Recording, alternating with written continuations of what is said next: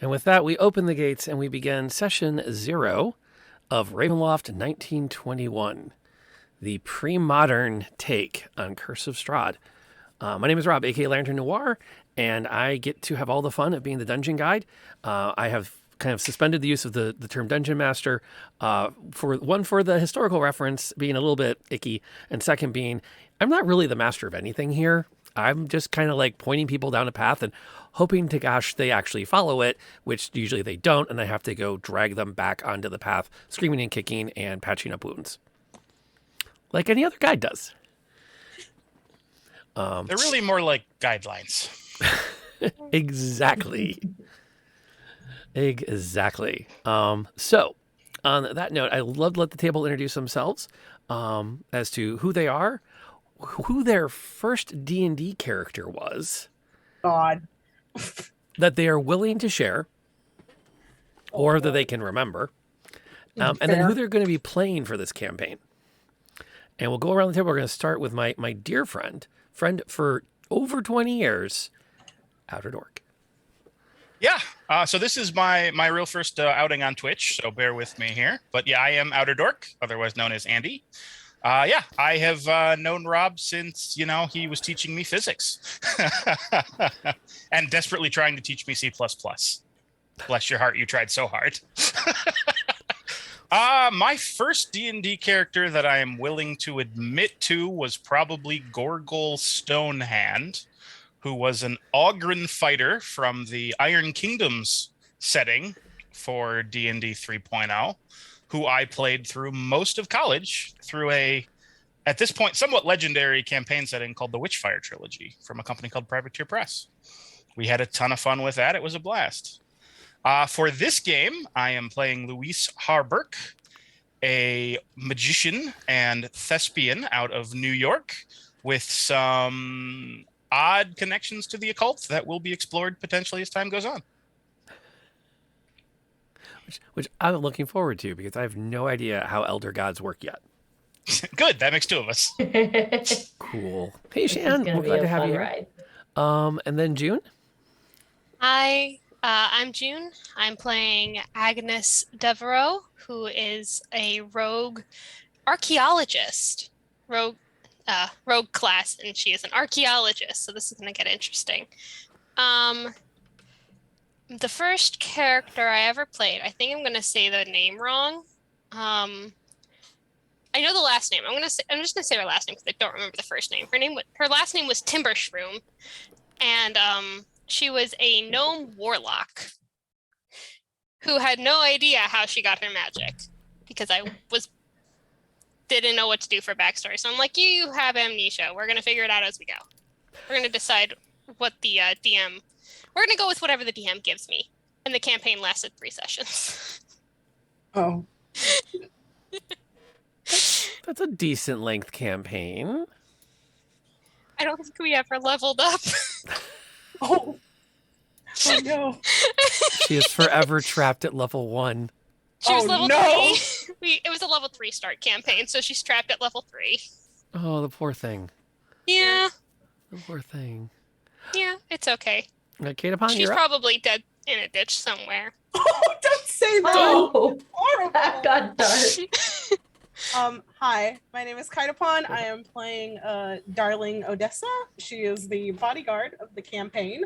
And my first D&D character was only last year? No, the year before that.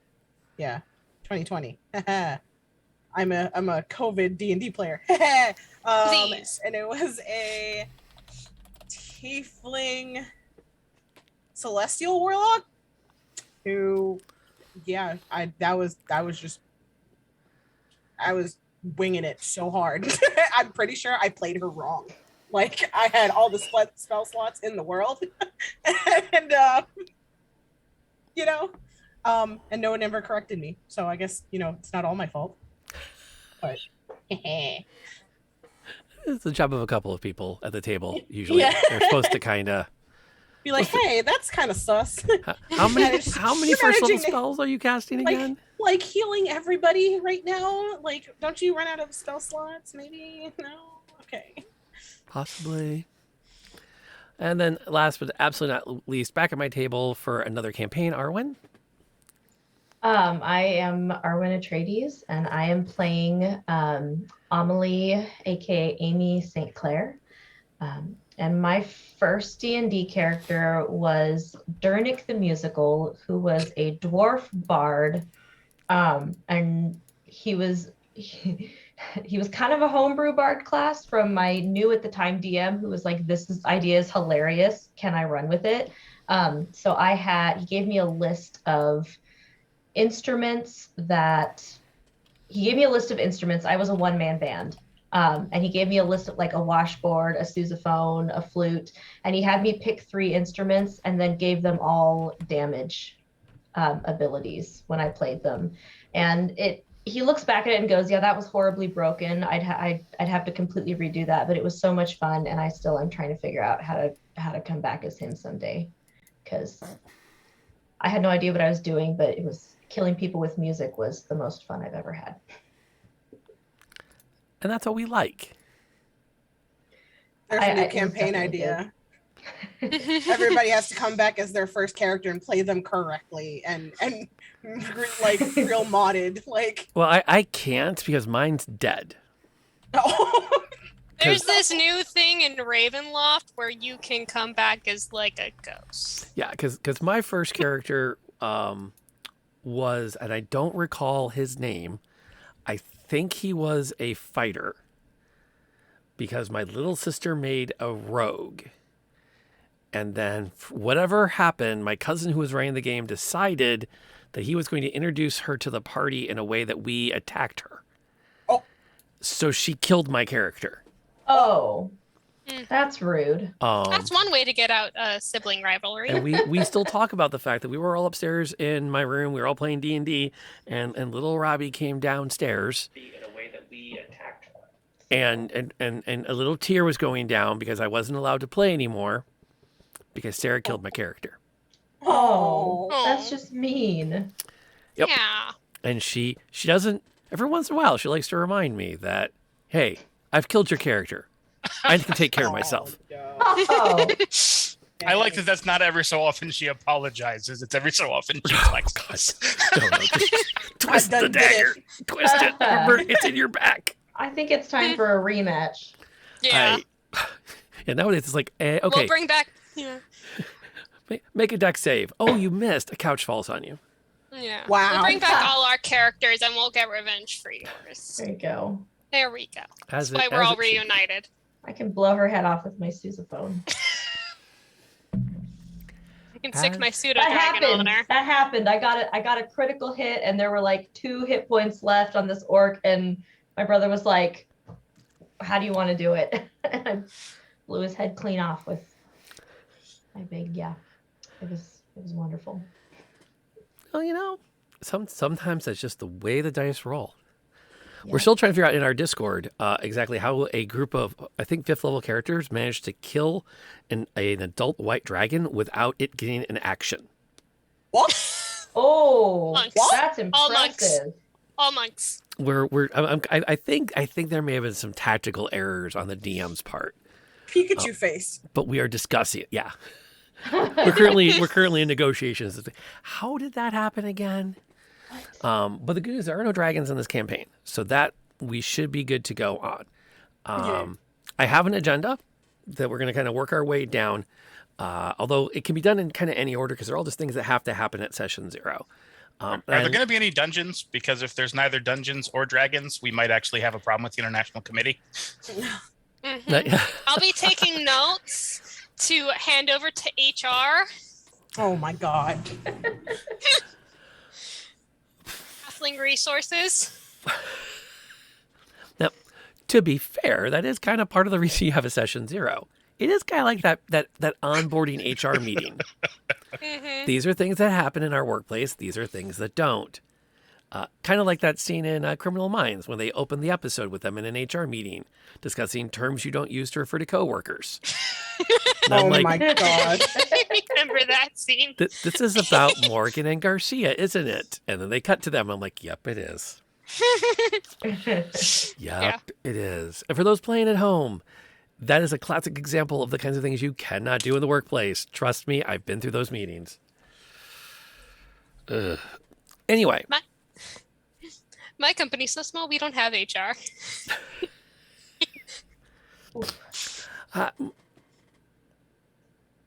I'll come back to the joke off stream. Okay.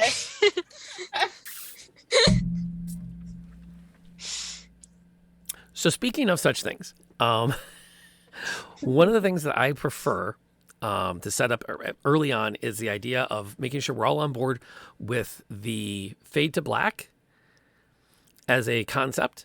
And then there's also the stoplights. Fade to black is what I usually refer to it as if the scene is going in a direction that anyone is starting to get kind of uncomfortable with it, but it feels like it's still in character, we can just say, stop at that point, the camera fades to black, and then we can just quickly hash out, without being in roleplay, what happened in the scene. This is usually for, the easiest one to think of is intimate scenes, but it can also apply to scenes that start to kind of push at people's comfort zones with things like torture, violence against certain groups, violence against animals, perhaps even. Like not everybody wants to role play slaughtering and plucking a chicken. We can just say, you found a chicken and now it's on the fire. What happened in between? It happened off camera. Ravenloft is actually, I keep saying Ravenloft. Curse of Strahd, from which Ravenloft is built, is actually itself a story that came during the age of the early romantic vampire fiction. And in many of those themes, you can see the Hickmans tried to weave through the story. So it's not impossible for there to be in-character romance, both with NPCs and perhaps even within the party. He said, looking at the party and going, yeah, okay, I could see it. But that's another tool we can use if anyone's uncomfortable at the table, we just say, hey, let's just fade to black on this, and then we can pick it up wherever that leads. To that end, too, I always have our Zoom chat open. I am going to deputize Arwen to be my second on that, because I also have a lot of windows open. So it's not impossible for me to miss a note over there. And she'll be the one to speak up if I'm missing something in Zoom chat, to say, Rob, check Zoom chat, and I can peek over there, and let me know where we're at with that.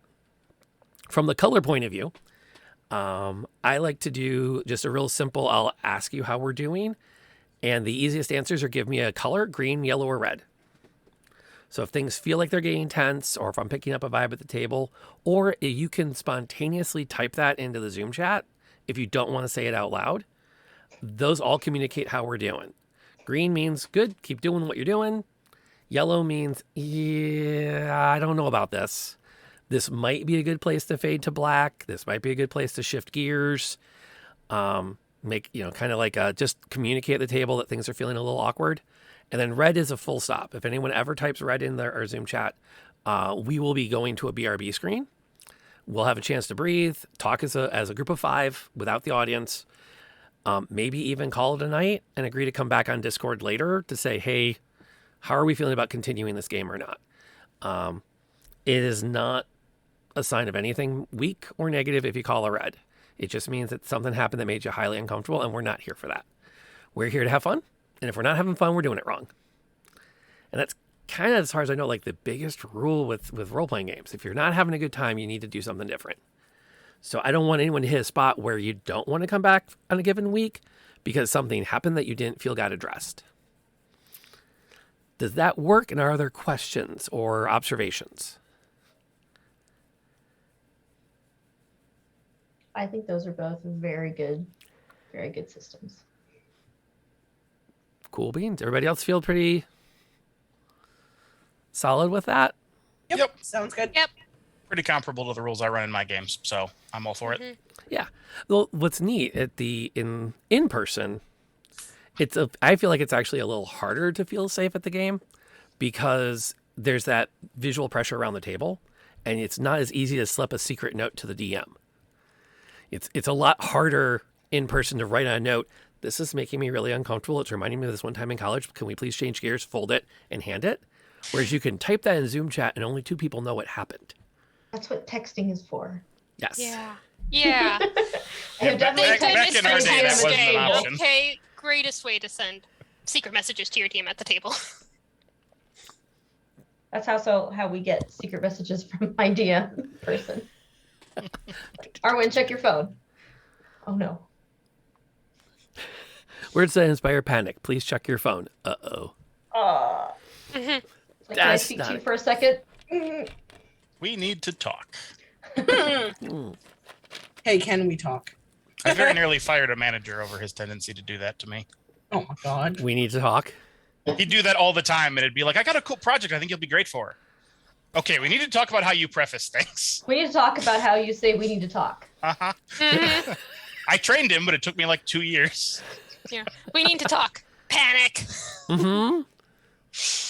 Oh yeah, I actually have like a macro on my email that just sends back to the admins. Is this a union matter? Like I get an email that if it says we need to talk in the email, they get an auto reply. Oh, wow. Nice. I'm not quite that paranoid about it, but I really should set a macro up for that. When my principal says, "Hey, can you come chat for a second?" It's usually I have a parent that wants to yell at me, but Scream like a pterodactyl back at them. like, nope, sorry, I'm on my way out the door to a dentist appointment. See ya. Okay, so speaking of things we can't handle, we need to talk. Sounds like it's officially on the red list. I have mixed feelings about the use of a checklist because on the one hand, it can be easier to see everything up front and go, yep, nope, yep. But I also feel like they can feel a little bit weird with a new group where you might find yourself going, are these things that are possibly going to happen? And it's like, I don't know. I don't think so. And I don't want anyone to be wigged out at the get-go. So I tend to fall onto the, if you know of something that's off limits, speak up and let's get it off the table early. And if you're not sure, it's okay to also speak up and go, I've seen this in some other games. I don't know if I want that in mine. And kind of flesh things out from there. I will totally put on the table right now, eyeballs are out. So you can, if you have to like jam your thumbs into a guy's face to get them to back off, that's fine. But you're not prying their eyeballs out while you're doing it. There's no stabbing in the eyes, no surgery on the eyes. Open my notebook and write down, cannot aim for eyes. I'm just going to put my jar of eyeballs away. Cannot have Darlene collect eyeballs of her falling. Can I pickle them? That would be on my no please list. Even as a DM, I'm allowed to have the things where I'm like, nope, that wigs me out. What did I expressly tell you not to do? Pop out eyeballs. And what did you do? Popped out eyeballs. To be fair, it was a glass eyeball. Rocks fall, you die. Something like that. I should caution you. No eyeballs. No eyeballs. The domains of dread can be pretty. They're meant for me to push your characters' pressure points. So as we go along, I am going to be kind of asking questions about how things are going for your character, what things are freaking them out. It is kind of my job, if I'm doing this right, to keep pushing on those particular points. So there's going to be a lot of communication, I hope, with Arwen is okay with this. Amy is not. Whereas if that ever gets flipped, that's a really again, let me know. We can put it on the do not talk about list. I feel like we've been pretty good at chatting on Discord, so I'm not too worried on that front. I don't believe there will be sexual violence. I'm racking my brain to think if there's anything in the story arcs that could be interpreted that way. But there is violence. And there may be implied harm to children. If those are red flags for anybody. Absolutely not. I'm fine as long as there's no on-screen violence towards children. Partially because of my job. And then that's also just like I'm fine with peril. I'm fine with off-screen implied harm, but anything that's on screen involving children violence is going to be a no-go for me. I can do that. I am A-okay with violence towards children. That's fair too. Fair enough. Yeah. Personally, I'm pretty open. It's a game. Agnes likes to beat kids. Notes about characters. Learning all sorts of stuff Agnes today. does not care about children. That's not going to end up on TikTok later. She is completely indifferent towards their harm. That just told us a whole lot about Agnes. Yikes. Things I learned playing D&D. I'm going to just take a Yes. quick peek. Do I need to have a talk with you? No, it's more that she has a hard time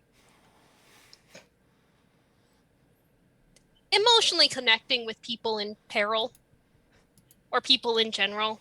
So it doesn't really connect that they're suffering. Okay. Interesting. As you put her down as lawful good. The lawful is the key word there, I think. I might change that, but that's kind of what I started with. No, okay. Awful good doesn't like equate empathetic good. Yeah, she's not going to actively go out and hurt people. I'm not going to stab you because it's against the law, not because, I don't want to make It'll you hurt. feel bad. Exactly. It's illegal, so I'm not going to do it. That doesn't Exactly. Wouldn't Ah, Laws are the there for a old- reason. The old lawful. Yeah. There we go. That's what she is. She's lawful. Lawful good does not mean empathetic good. Noted. Noted. And as things happen too, we can always add to the list as we go along. Death House is actually one of the suggested starting campaigns, and we're going to be using one from the Van Richten's guide. I think, from what I remember the story, I think it's pretty safe. It's pretty scary, but it's pretty ooky, I should say. It's hard to... Fear in an RPG is tough. But... Yeah, exactly. But it's got some interesting elements to it. Also, I am perfectly fine if you want your character to not have any romantic entanglements. Let me know if that's off the table, because I tend to try to mess with those. Louis is not interested in anybody. I am not good with romance. Not to say that I have a problem with other people having romantic entanglements, but as a role player, both as a DM in the past and as a player, I'm just bad at it. So it tends to not be the greatest story if I'm pretending to be romantic with someone. It just goes all to hell. So for the good of the story. Now, to be fair, I'm fine in real life. I just don't role play it well. So is that a please don't give my character a romantic interest? Or is that, if you do, acknowledge that this is going to be awkward for all five of us? I would prefer the former, but hey, it's content, right? So you have to make some decisions there. Gotta get the views in somehow. The situation happens, and all three of us are just like, just stare at his box. He's doing it. Your box is below mine, so I'm staring down. All right, You like- his box is this way. Bread. I've got legs. Honestly, that makes for some great content if that's what you were saying. It's the Eddie Izzard paranoid flirtation sketch. I am open to romantic subplots. Do I'm I not note it? necessarily let's do like one way or the other, but I'm open to it. We'll see where it goes. Same. I'm sorry, I can just see them like at a pub or whatever, and this woman like approaches Louis and is like, "Hey, handsome," and he's like, "Hello, person of other gender." You do realize this pretty much guarantees your warlock patron is some kind of succubus, right? I thought I set you up on like an awesome path for that with the backstory, but if you want to go that way instead, I'll roll with it. Pun intended. Oh, actually, you and I are going to talk because the little part was like, if she sees you as a project, Oh, no. Dun, dun, dun. Yellow. We're going to have to talk about that one. Session 0, we're already breaking out the safety tools. Yes. See, kids, this is why we do this on stream, so you can benefit from these learning opportunities. No, I joking aside, I love the red, yellow, green system, and I like to make sure people like see it used rather than just be like afraid to use it, which is why, while that was somewhat joking, that is a yellow for me. Because like I said, romantic subplots that I am a part of make me a little uncomfortable. Okay. No problem. I can totally work around that. Plus, I totally respect. Somewhat unrelatedly, but it popped in my brain, I actually had to write somebody out of a novel I'd written him into. Because it was a friend. I put him in because I needed like visual. So I went, let's use this guy. Wham, threw him in there. And he was involved in a couple of off-camera sex scenes. And he was like, yeah, this is just weird. Yeah. And I'm like, yeah, but she's hot. That sounds like a good counter argument in your head. She's smart and sexy and hot and a PI and carries a gun. Yeah, no, it's just awkward, man. Can you name the character something else? Okay. But he will always know it's him. Kinda. Yeah, and Well, you'll it's like always it know doesn't- it's him. So like- And now we all know it's him. So it's like he can't escape it. Nope. Dun dun dun. It's just not the way it rolls. Okay, so I need a soundboard. as we Bum, bum, ba-da. as we grow that list, keep me up to date on anything you want to add into it, especially as things come up. If anything occurs to you between sessions, we have our Discord. I will encourage us to continue to communicate on it because it's a great tool for us to kind of have those conversations away from the table. Just to make sure we're on the same page with each other throughout this process. Somewhat related to safety, rules discrepancies. Generally speaking, I put a mental timer of about 60 seconds on rule debate. And then I call it and we move on. I have no problems going back and saying I was wrong because I usually am, as Outer Dork knows from constantly looking things up for me, which I adore. I love it when people can get the rules ahead of me. We have a wonderful debate going on Twitter right now about the fact that 5th edition D&D is actually a really crunchy system. And Define crunchy. lots of rules. Here. Compared to Okay. some games, sure. Compared to past D&D, no. Well, yeah, See, when you talk about parenting, like crunchy is the absolute opposite. So I had no idea where you were Oh, going with yeah, that. the I was like, granola what? versus I'm- science argument. I'm on the crunchy TikTok unwillingly. I can't It's like- leave help. Like, okay, I don't know where you're going with that. Yeah, no, because fifth edition has a pretty big rule set, especially when you start adding in all the layers of things. Mhm. And then you compare it to like another favorite game of mine, Kids on Bikes, which literally everything is a single die roll, and the player usually picks the difficulty. Because Yep. I want to climb up on the roof. DM goes, well, how hard do you think that'll be? I don't know, moderately hard. So I guess that's a 10. Okay, then roll your die.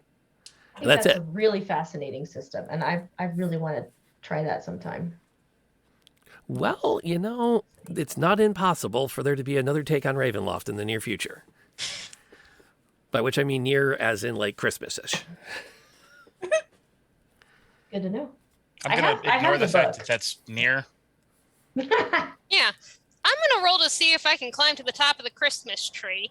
How hard do you think that'll be? Are you a cat? You mean physically, or like chances of it not falling on top of you and destroying Christmas? Exactly. Destroy is such a strong word. It's okay. Uncle Joe already does that. Yep. And we all have an Uncle Joe. Somewhere. My dad. My dad is Uncle Joe. Yeah. He brings up politics at Christmas. Ew. Playing with fire. Yeah. Playing with fire. Okay. So, safety, we did fade to black. We talked colors. We talked the red list. We've kind of talked a little bit about communication, so I feel like we're good on that front. Brief talk about rules. I kind of feel like the vibe I have at the table is we're here more to have fun than anything else. So I'm not overly worried. The only exception I really would add to the rules, like the rule limit, is if it's a life and death situation. In which case, then I'm perfectly fine taking our time on it, because if someone's character is going to die, I want to be really confident we all agree that's what happened. I don't want it to come down to something like we come back later and go, I was looking.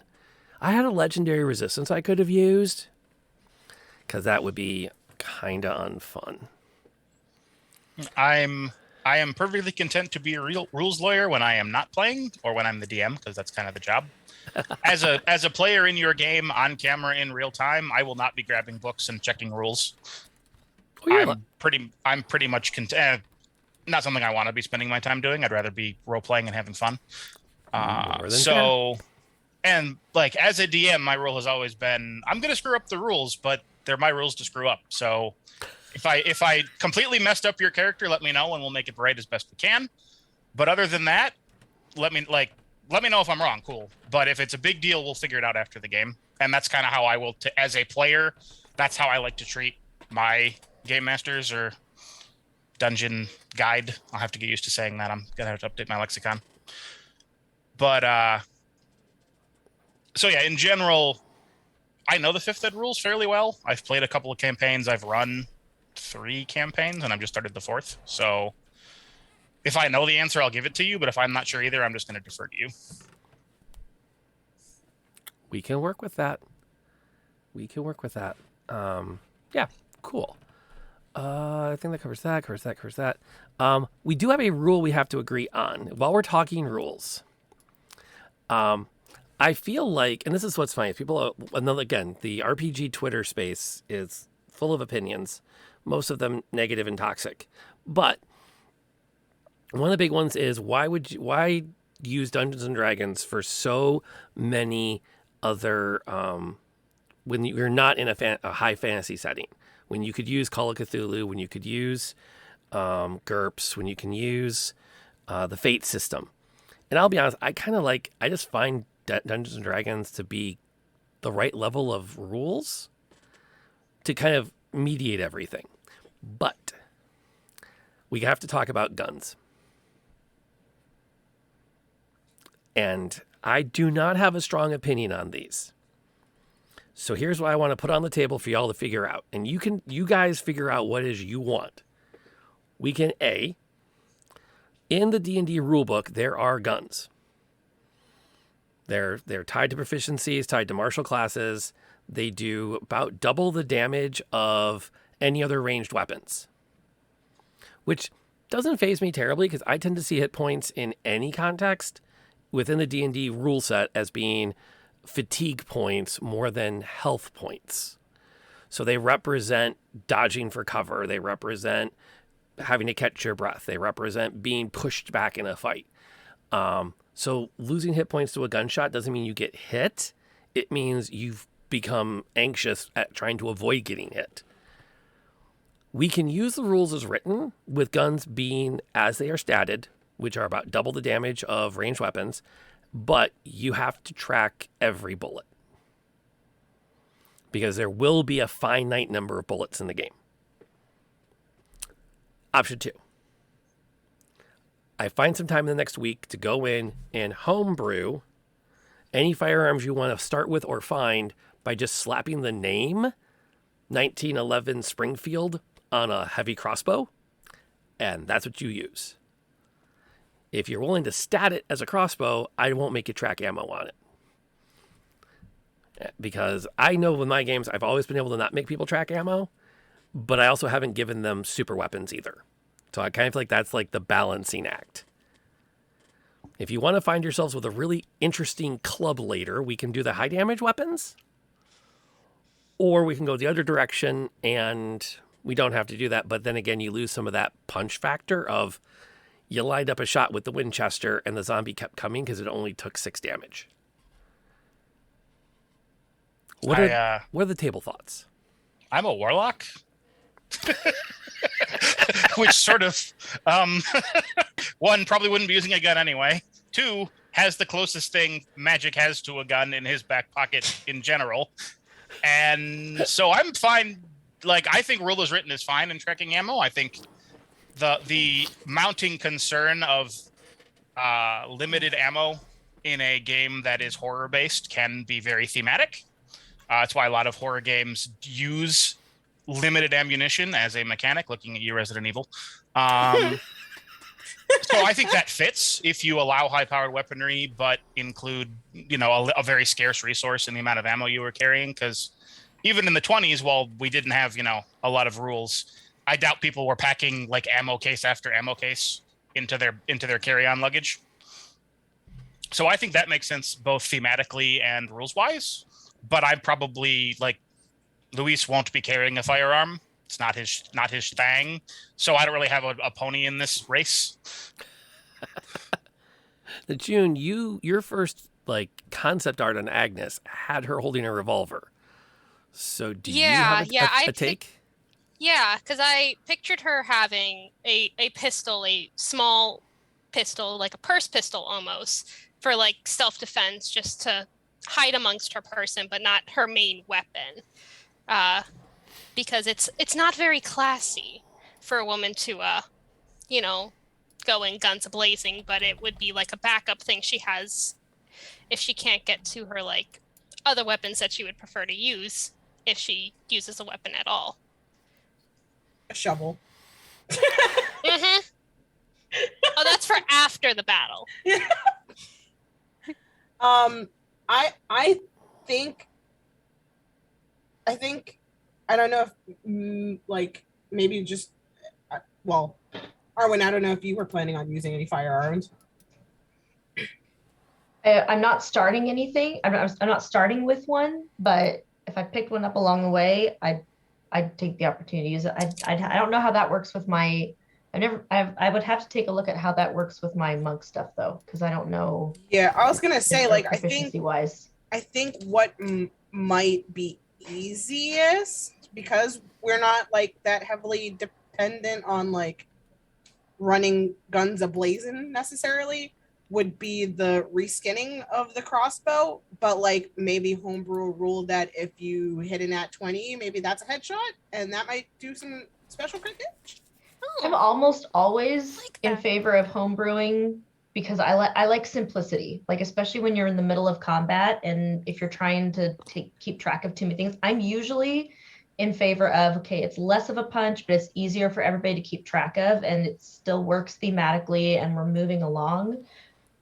I'm always more in favor of that, but I don't have a strong opinion either way. The irony is, as a rules memorizer, I find homebrew is the complicated option versus going rules as written.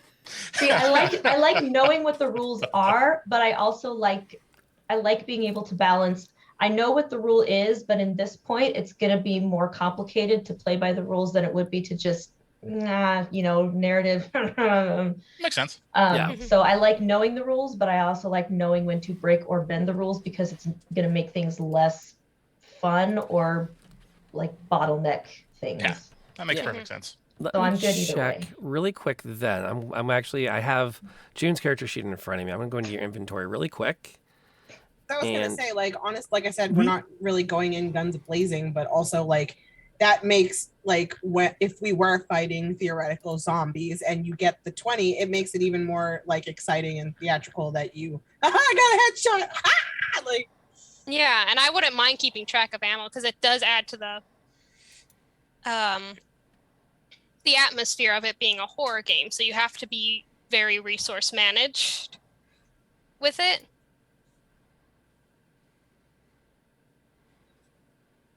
And Agnes wouldn't carry a bunch of ammo with her anyway. So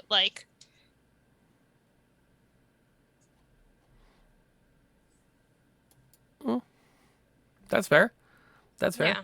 I don't think the one that I have does too much damage anyway. Yeah, I have to double check these Exandria weapons. I think those are. It's just the first one that popped up. Yeah, those are from one of Yeah. the UAs of I think it's Critical Role content. Yeah. Exandria's Critical Role. And he was really having fun with that. And I think they imported that from Pathfinder because he was a Pathfinder gunslinger, and when they went on stream, they switched to D&D, and they had to import his stuff from Pathfinder. Okay, if the people most likely to encounter guns are cool doing the homework, which for me, I'll just have a piece of paper around here somewhere. I'll be marking rounds and stuff. And oh, hey, that's right, you used both your shots in that. You have to take a turn to reload it. Because revolvers do not. Most people don't carry speed loaders for revolvers. So, I'm not sure they were invented yet, actually. He said, trying to remember his history. But yeah, if we want to go that route, I'm fine with it, as long as we don't mind the little extra paperwork. I'm fine with paperwork. Yeah. I'll do research. Yeah. Okay. I have one gun. I'm going to stick with one gun. It shouldn't be too hard to track Same. ammo for the one gun. I don't think I'm going to be packing necessarily. Oh, I'm going to switch to my sniper rifle. Oh my god! See that zombie like 120 feet away? Aim. Getting that one. The good news. I would be so upset from that one on a sniper rifle. Just like doing like, dang, was I even looking down the scope? Like, Actually, never mind. Under those circumstances, a nat 1 is click. Crap, it's jammed. Oh, I'd Yeah, be so it's a upset. misfire, I think. Yeah, Yep. It's a misfire. Yep, it's a misfire. Something The goes wrong. reroll to clear the jam. Oh my god. Yeah, that happened to me once in a campaign with a gun. Like the whole gun fell apart in my hand, and I had to fix it mid combat. Oh no. Oh, no. I can only imagine having to roll to like clear the jam or like put it back together. Nope. Yeah. I nat 20'd on the skill check to get it fixed quickly, so that was really good. Nice. Yeah. I hadn't actually bought equipment yet, waiting for this discussion, so I'm doing that. Yeah, real that quickly was now. actually a Japanese themed campaign. Took place during the feudal era, so there were like a few guns. But my character was from China, which had the gunpowder, so they had the Solid. guns first. Makes sense. I know Solid. my history. I do history research. This you do. Mm-hmm. This you do. Okay, so to that end, I'm gonna take a quick look in here. A pistol, according to rules written, is a 1d10. Your palm pistol from Exandria is also a 1d10, 1d8. So that's I'm not. 1d8 plus 2. That's reasonable under the circumstances. Yeah.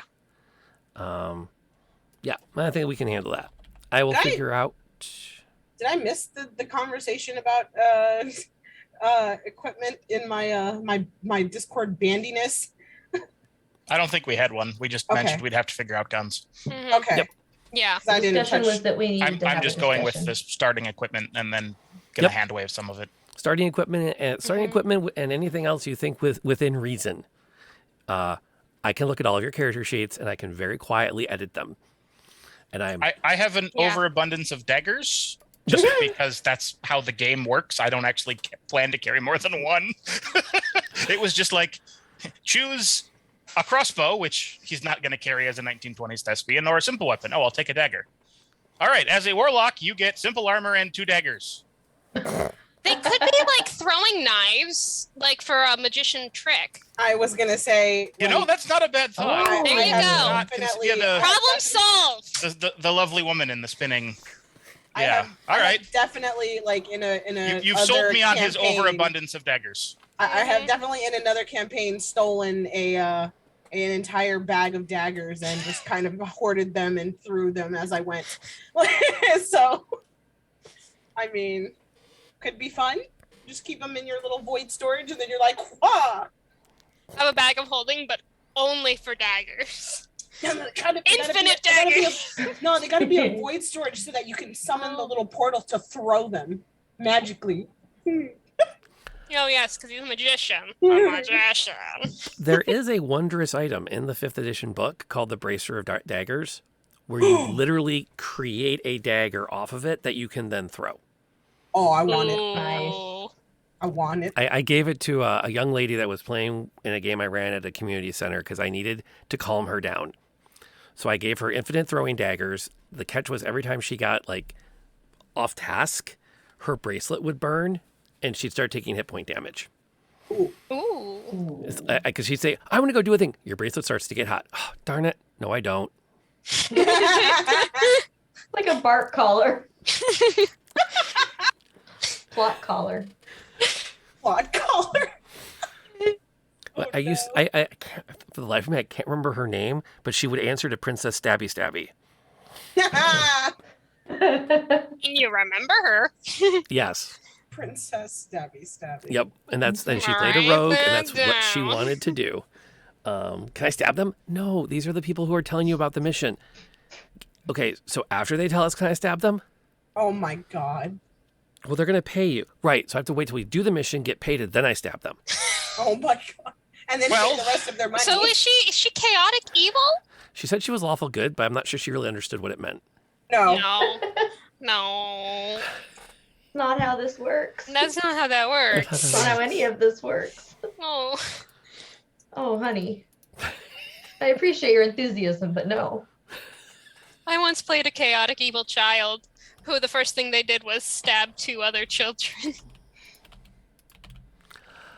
I'm seeing a theme, I think. On that note, It lasted 1 session. Because the DM powed out.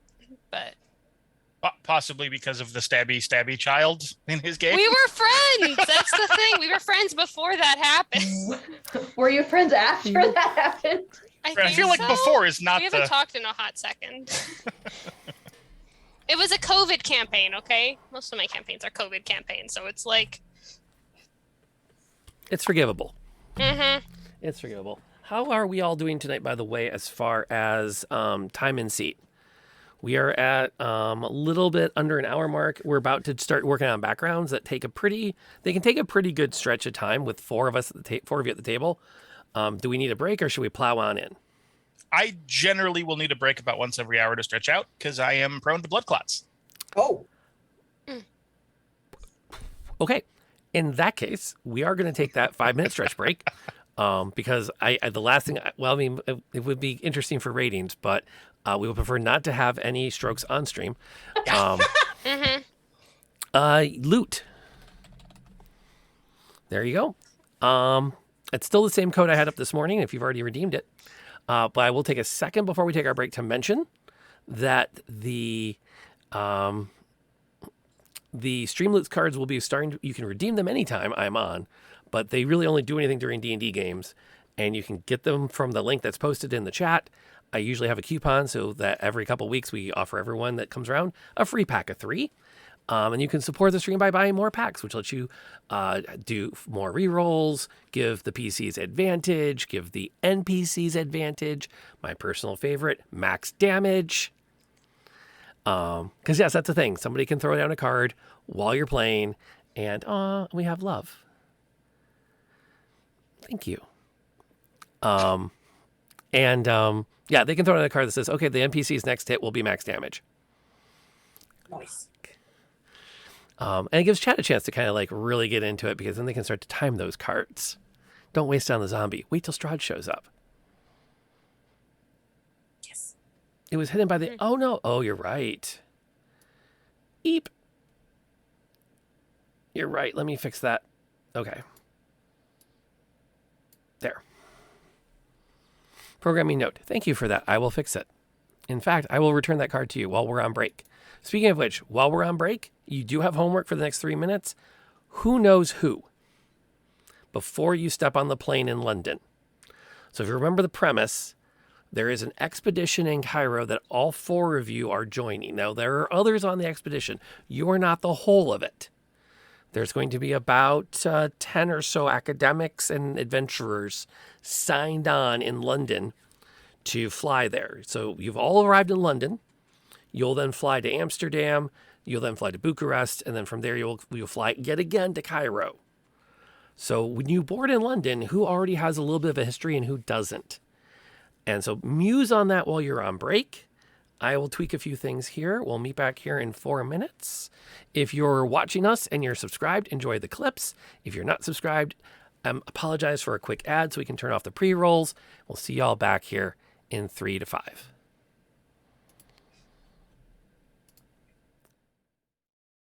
Yeah. Yes. So we assume this guy is bad. Oh, he's super bad. Well, you know. Okay. That's all I needed to know. Good. I mean, he keeps on trying have- to. He's a dick. He keeps on trying to coerce Irina into coming up to his castle and fucking die, become a vampire lady, and she's not into it. Well, I mean, okay. Sorry. The one that's between Chrysanthemum and her bottle. Yes. Yes. That's a dangerous place to be for many reasons. Having taken a holy order of some kind and other oaths. I'm thinking like an elven, like really. That makes sense. Kung Fu Elfin Monk? Kung Fu Elfin Monk. Okay. Yes, that meditates a lot. I can live with that. Because elves don't have to sleep as much, so totally right.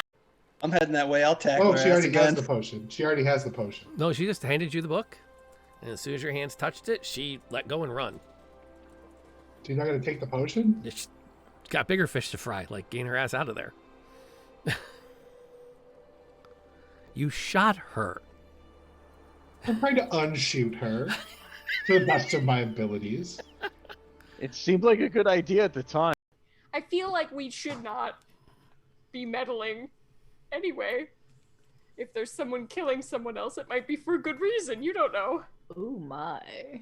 That got dark. Wow. We have killed lots of people. For various and sometimes no good reason. Yeah, she's not wrong. Oh, good lord, we're murder I'm not hobos. one to judge, okay? Am I to conclude the party is going to enter into the house? Yes. Yeah. I'm gonna go. Common, Mother Clucker, do you speak it?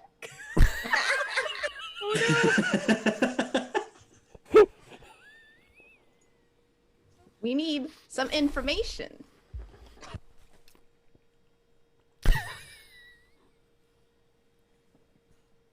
I'm not sorry, by the way. You're swinging again. Oh man, Oh, this guy's guy. tough. What's up with this guy? He's What? What?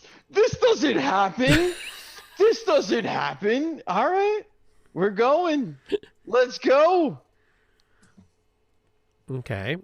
And followed by the smite. Come on, Timber. We got this.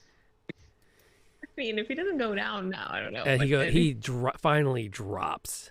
Yes. And is out of the scrap. Gets to the guy in the... Beat you, they get to win. Okay. I can handle that. Yeah. It's a 40-cent bet to me. Bet $5. Table max. All right. 80-cent raise. Oh, this is going to make 80 cents. 80 cents is for fools, young lady. Oh, All of jeez. it. I have... 480. Get out. I can't wait to save these. I He's have out. a king.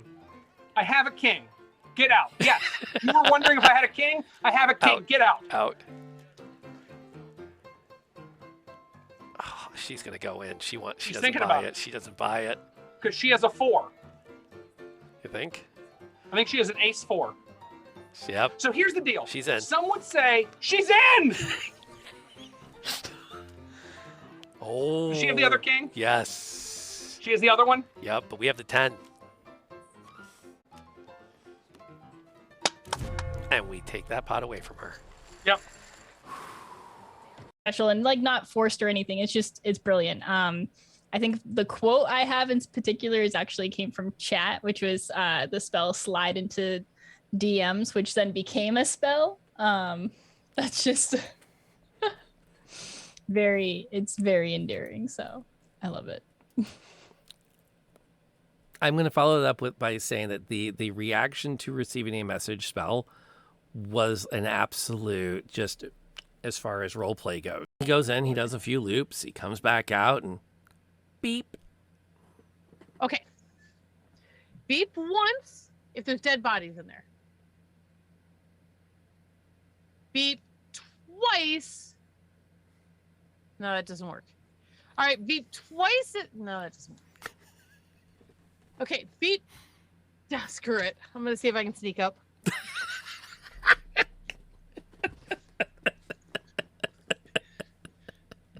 Like, see if I can sneak up and find a widow to kind of like. It's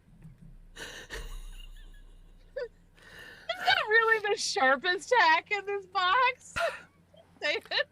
Why am I? I legit have been screaming this entire time. So you know what? What is the health of You're everybody also right now? full health. You want to like come All right, back and join everyone's the battle? full health. Like, no, we're not. The rest All of right. us are like. And there we are back. Okay. Okay, so backgrounds. Let's talk. Who knows whom?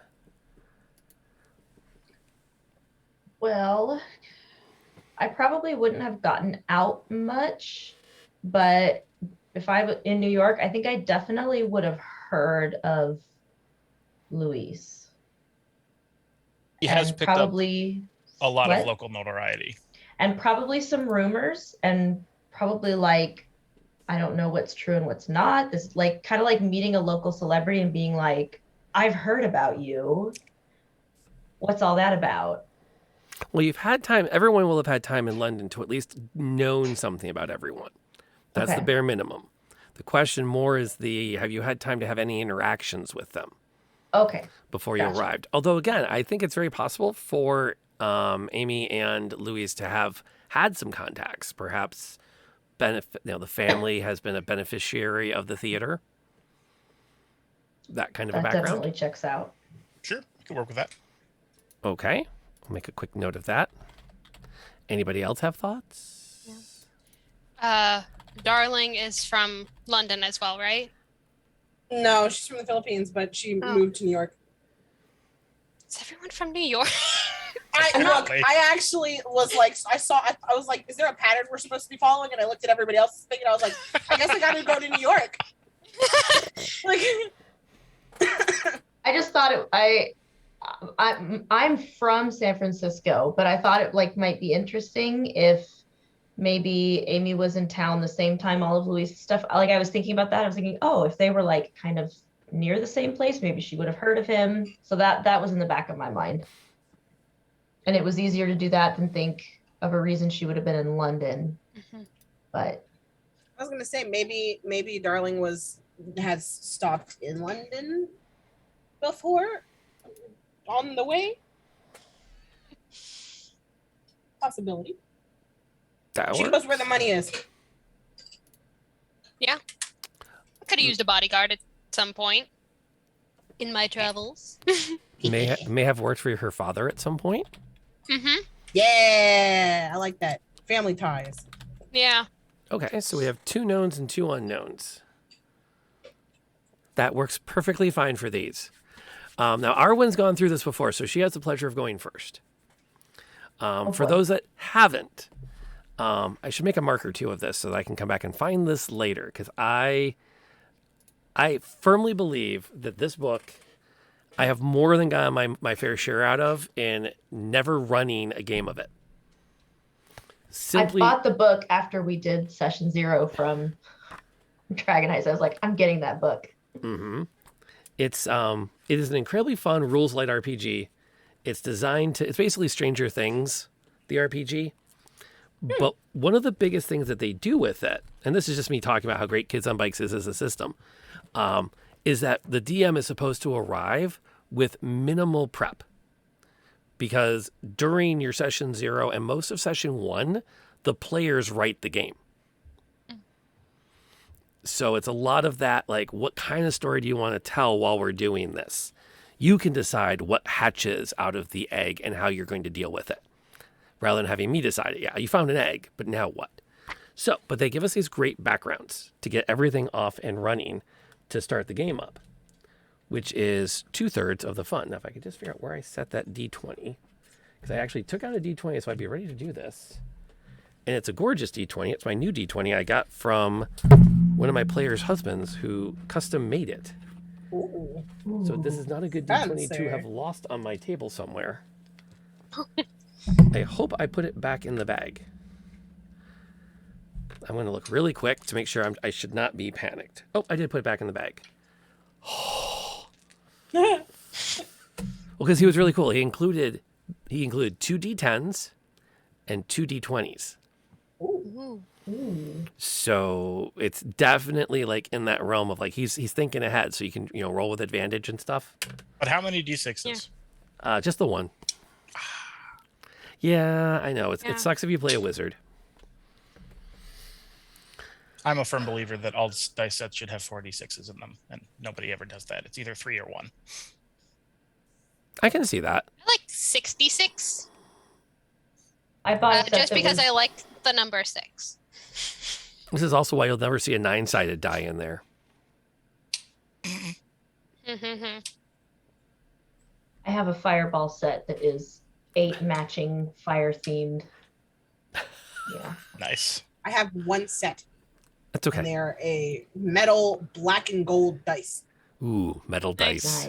I Those are have fun. a lot of sets of dice that I have never used in a real life campaign. I just collect them because they're shiny and make click clack noise. Click clack noise?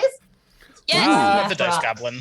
Yes. Actually, I am a dice goblin. My boyfriend kind of dabbles in woodwork, and I told him I looked up this thing on Etsy that I wanted, and it was like a dice box that had like compartments, and you can roll in the dice box, and but it looked like a book, like a big book. Oh, And I've seen I those. Those are wanted, awesome. yeah. They're like, Yeah, I think I've seen those. So he made me one, custom.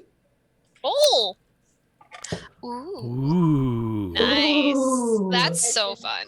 Chunky, and it has like a little latch thingy, and with the leather piece, and that's all my dice in there. Oh, Nice. Nice.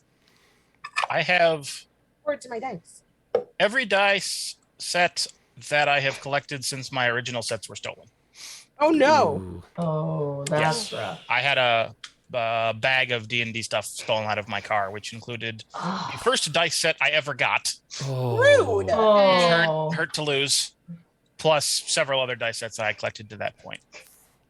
Oh That no. hurts. That's a tragedy right there. Yep. Can That we get an F in the is. chat? Oh, that hurts. That hurts.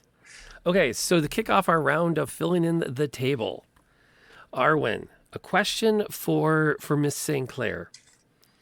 What is Louise doing to protect her? Ooh.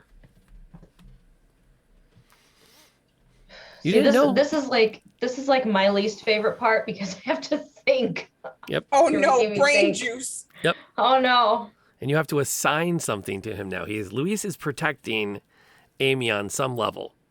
Think, and it's gonna have consequences. Okay, so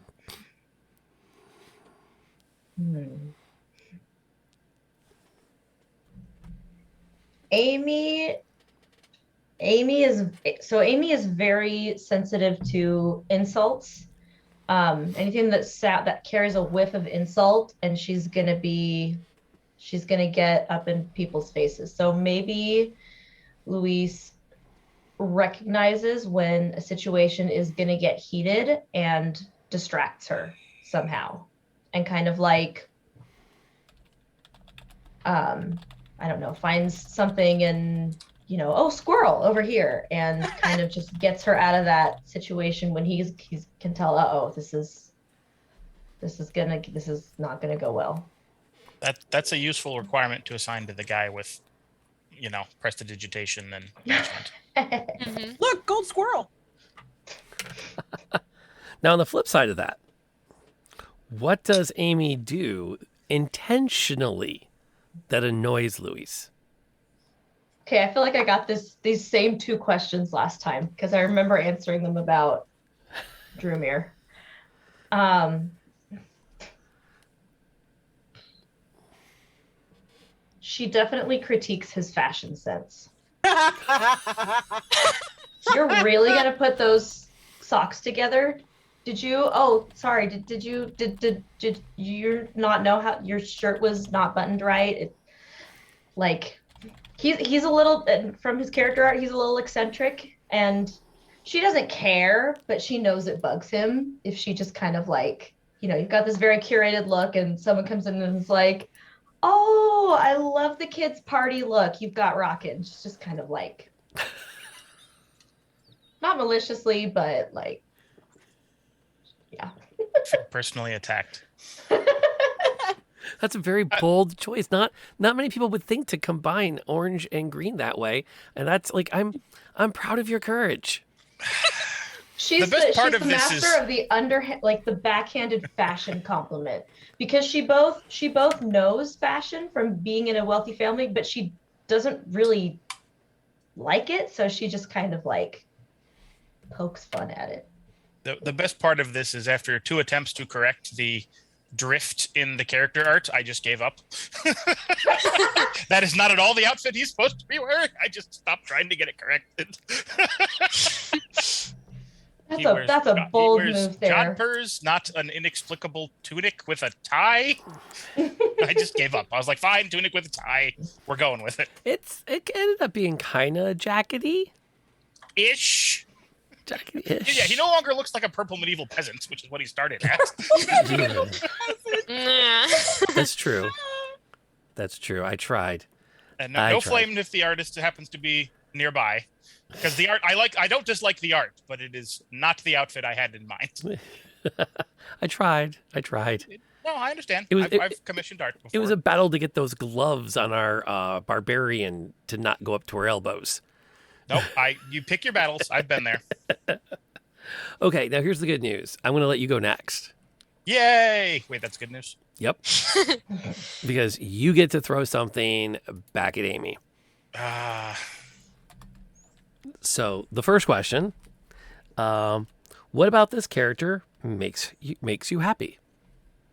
About Amy? So what about Amelie St. Clair? Amelie. Does Luis find fun and pleasant and positive to be around? About the girl who likes to make fun of my outfits.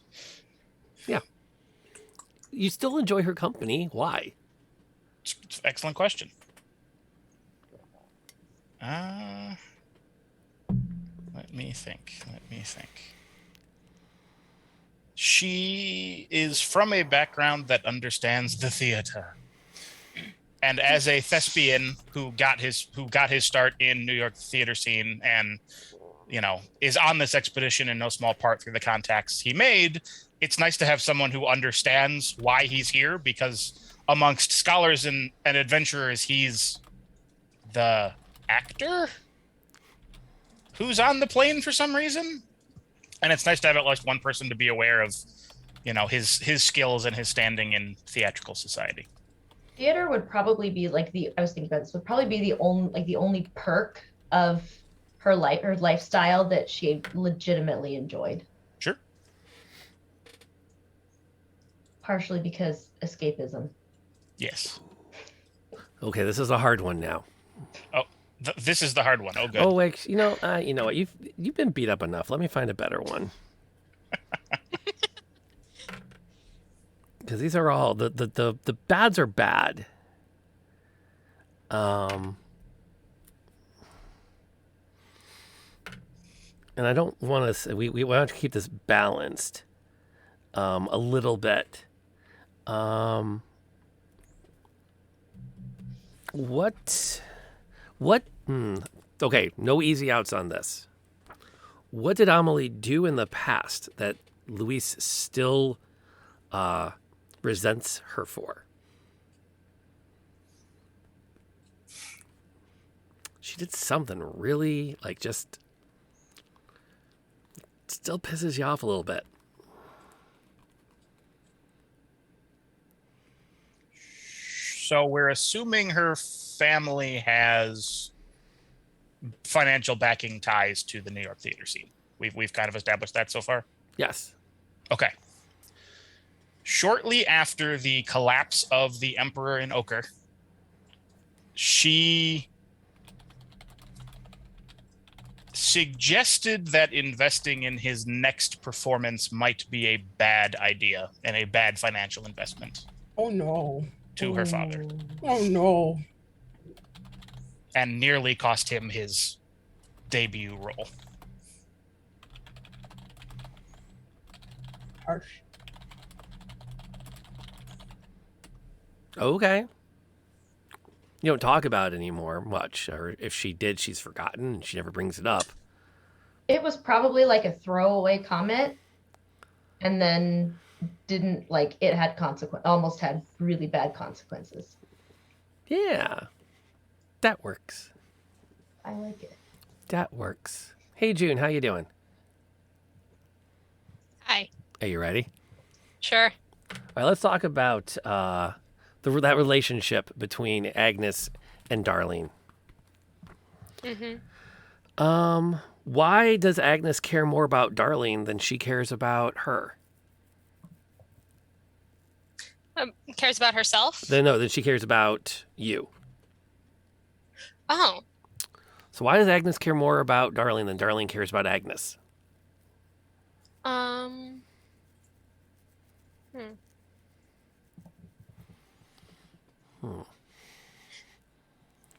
Agnes sees Darling as a real person.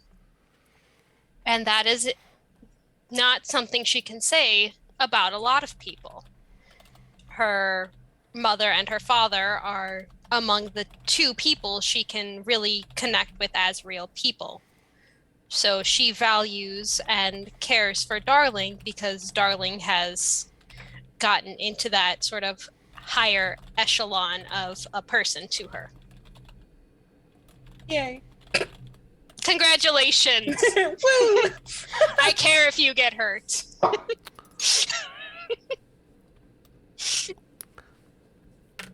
On the other hand, too easy with a barbarian.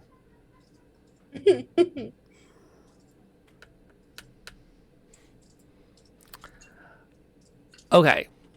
Assume Darlene does something to upset or offend Agnes.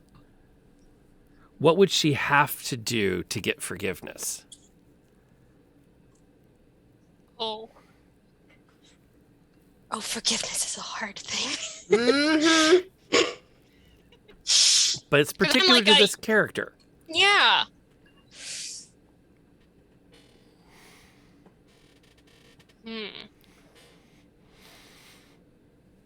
That's the twist. Is like, what's special, like, in particular for Darlene? Is it more than normal person would? They have to do a great length, or is it one of those like, oh well, it's Darlene, I can let almost anything slide?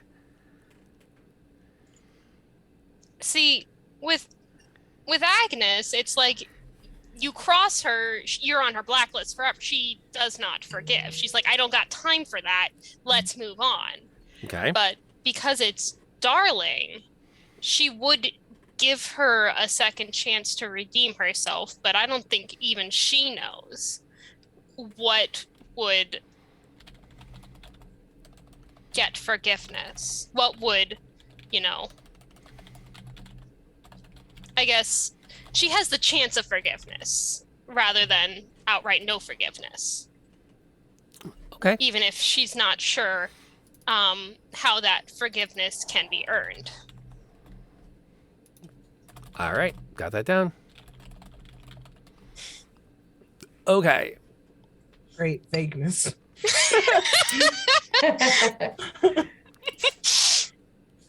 Now comes the bad news. Oh boy. But on your point of view, because now you get to do this to her. I think it's bad news. I'm excited. Not vague. It's up for interpretation. Do it to her. Yeah. Already has come up recently. Oh, okay. What item has Agnes given to Darlene that Darlene treasures?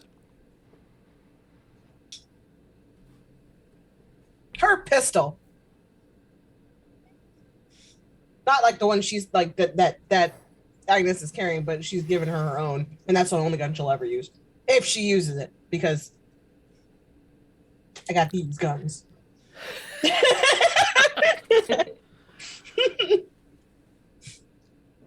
Okay. Is there a story about how this gun was traded off, or is that just what we're going with right now? I feel like there's more you want to tell us.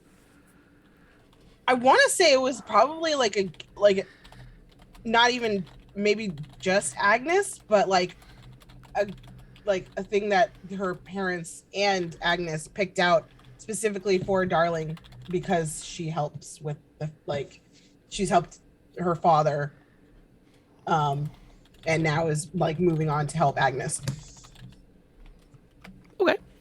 I just see the gun having like some ornate kind of detailing that's very personalized to you, like on the handle. Yeah. Put little initials on there too. Mm-hmm. Like on the hilt. Mm-hmm.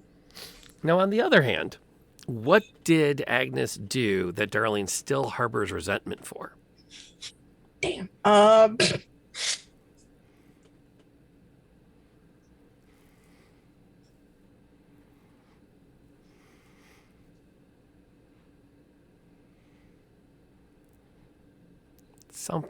Something's gotten under her skin. She's still like... I want to say there was a situation of doubt where Agnes thought that Darling couldn't protect either her or her father. Okay.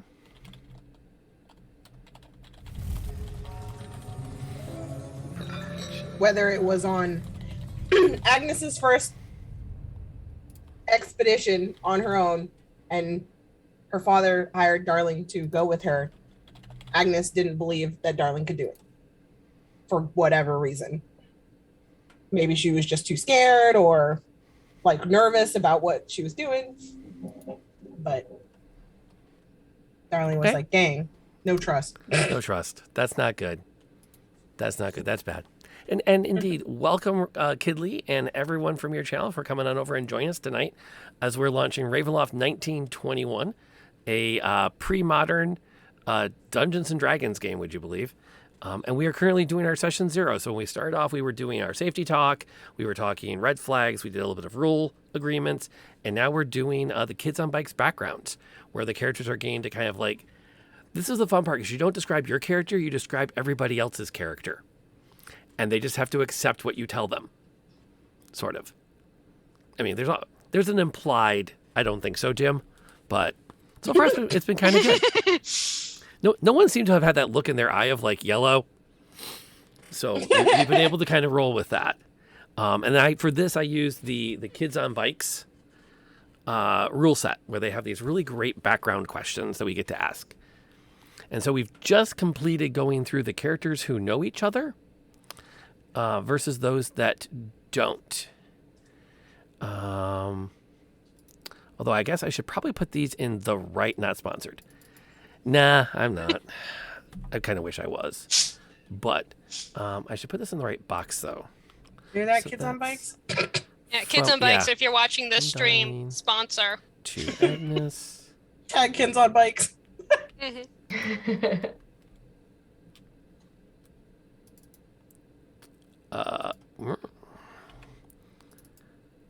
Okay, let me quick note-taking issue there. Make sure that's in the right spot. And so that's from Darlene to Agnes. We did from Agnes to Darlene. So let me fix that because I put it in the wrong box again. And then we're going to get back on with this. And the way this works is I basically just roll randomly to see what kind of question comes up, and they have to answer it. So continuing with our story here, we've done one round of everyone who knows each other. Now we get to start doing the ones of people who don't know each other. And for that, we're going to bounce over to Outer Dork. We're going to talk about Luis and what he has heard about this Agnes character. Having landed in London, you've had a chance to kind of get to know the other people on the expedition. And in particular, what volunteer work have you heard that Miss Devereaux has engaged in?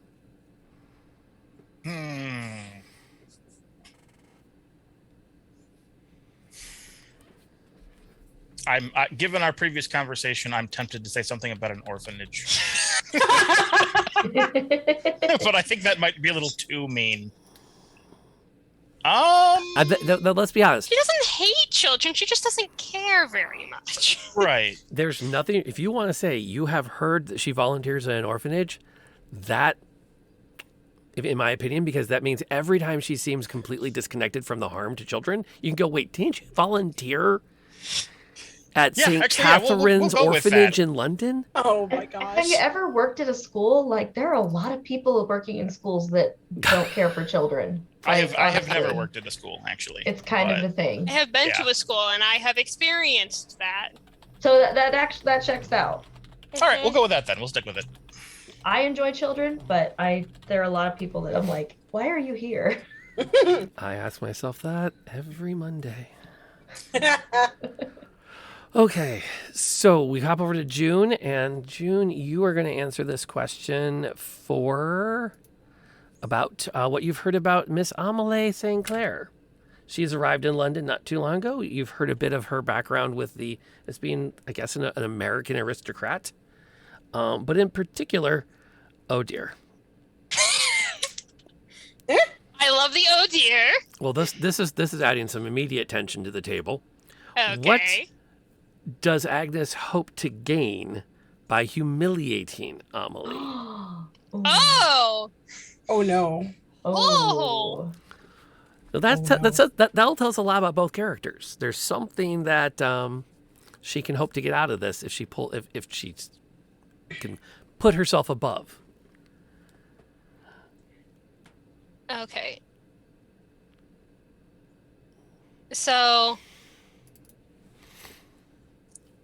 I want to humiliate her for her continued support of magicians and people who practice, the sort of occult arts. Shots fired. Because she doesn't understand the appeal and is science above all. Logic, science above all.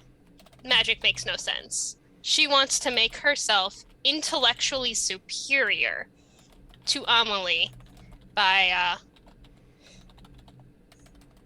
proving to her and without a shadow of doubt that magic isn't real. And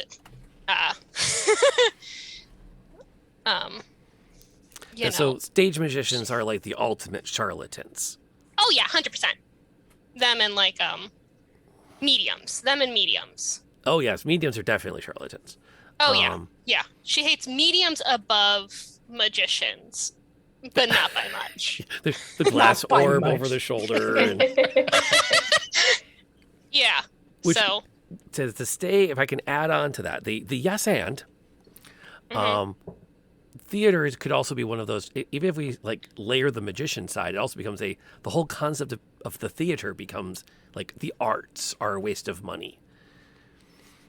It's about the science of it. Why do we have art museums where we can look at stuff on paintings, and we need more places to showcase the artifacts that we have brought back to London from these tombs throughout Egypt? At this point, this is becoming like a belief war, internal conflict, because it's like science and muscle versus magic and theater. Well, bearing in mind, I think for her, there's a difference between magic and theater, because theater in itself is the storytelling technique used throughout history, and art is a way to document history and the human experience, and therefore is somewhat part of science. It's a different. Okay, so she's a little conflicted in her distrust then, because there's he's a theater guy, so. But he's a magician, and magicians' magic isn't. Magic's not real, though. Magic's not real. Blast is particularly sparkly. His Eldritch Blast manifests as two rapidly flying doves. Oh my god. Oh man. They come out as sleeves. Oh no. There's nothing up the sleeves. His familiar is a rabbit that he pulls out the back of his collar because he doesn't have a hat. He very intentionally doesn't have a hat, actually. He's not that kind of magician.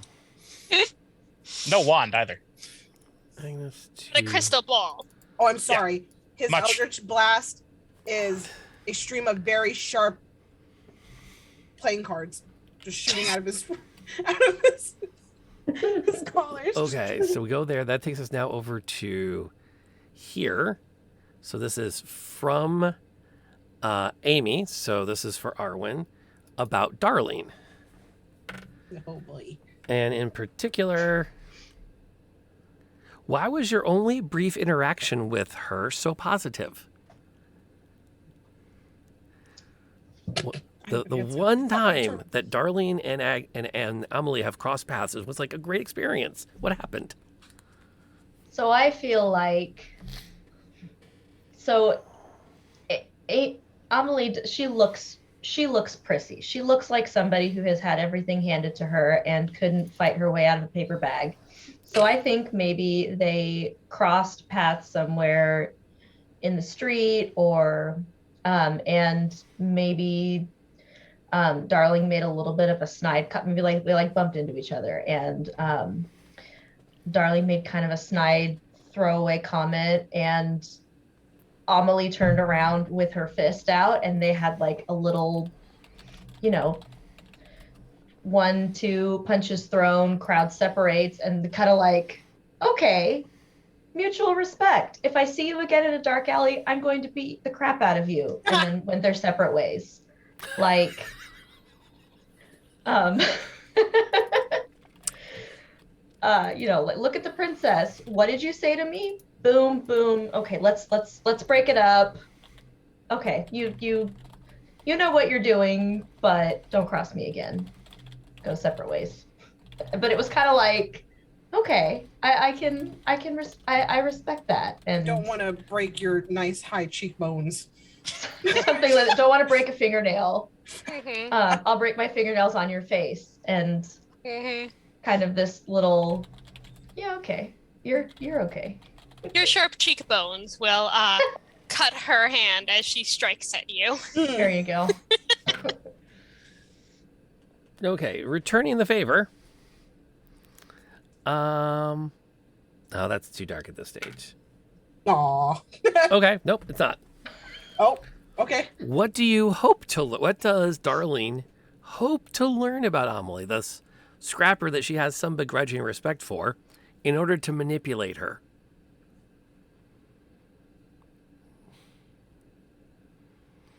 The specific, line or path of insults that will get her mad enough for her to become more of a scrapper herself instead of just looking like a little prissy pants. So we're against a horde of zombies, we run out of bullets. All right, how mad do I have to get you before you join me at the front and start throwing hands? And so this will be through trial and error, I assume. Oh yeah. Oh boy. To really kick in Monk of Destruction. I would like to make an investigation check to see what I can throw at Darling. Did your Maybe mom pencils pick your or haircut? Okay, so Take off your shoe, chuck that. Pretty much. Okay, we're back up to Dork. You get to share something about Darlene as well at this point. Okay. In particular, again, you've been around London a little bit before you embarked for Amsterdam. No.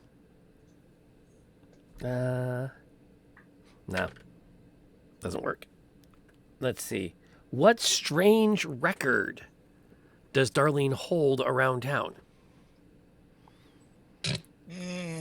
They're already talking about this scrappy little girl from the Philippines that has done blah, to which most of the guys are like, I think that's the most we've ever heard of. I am pretty sure I heard she drank an entire bar under the table. Yes. Nice.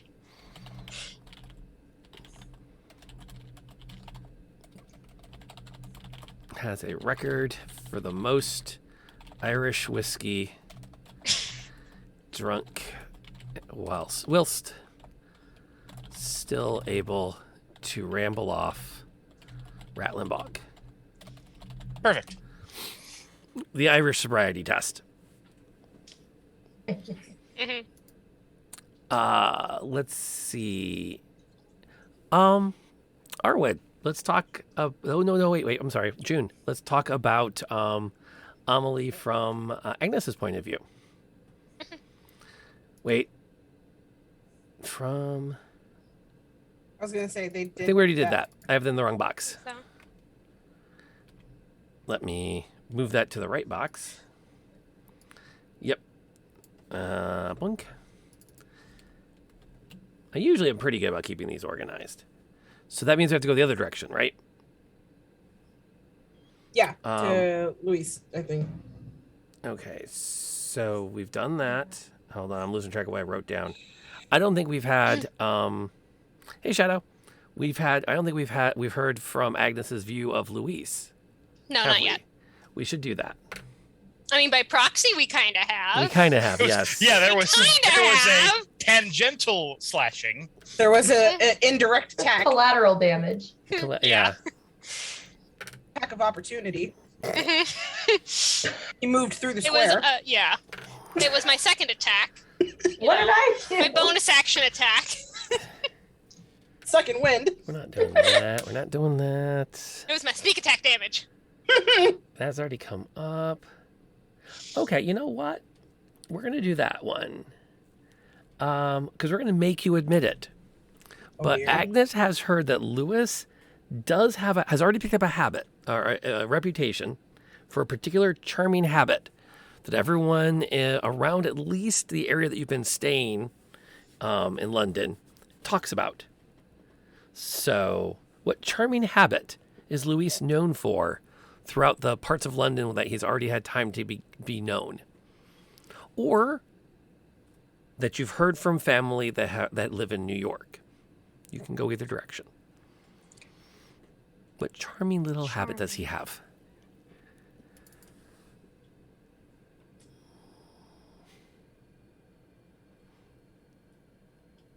It's a lot harder to be nice, isn't it? I'm just trying. He has a habit of using his sleight of hand tricks, not magic, to make little flowers appear behind the ears, like the coin trick, of children, of strangers on the streets, to brighten their day. Aww.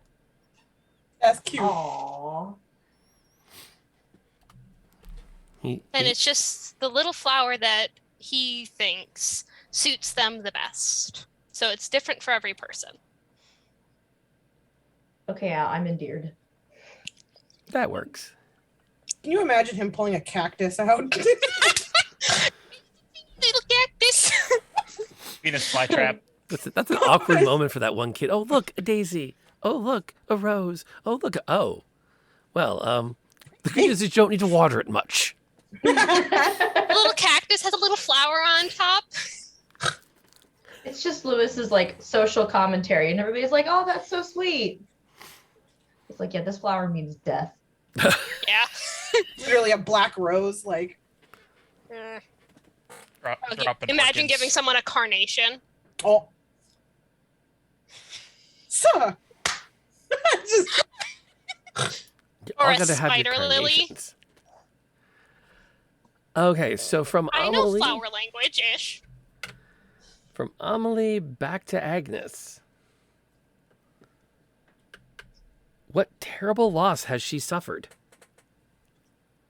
There is an in-canon answer to that, actually. So Arwen gets to just assign something fun to Agnes's character. Okay. Some terrible loss. She has lost her sense in the ability to believe in magic. Dang. No, or like, I don't believe in fairies. Shut your face. Gonna give her the doubting Thomas, where she has to deny even like obvious signs of the supernatural.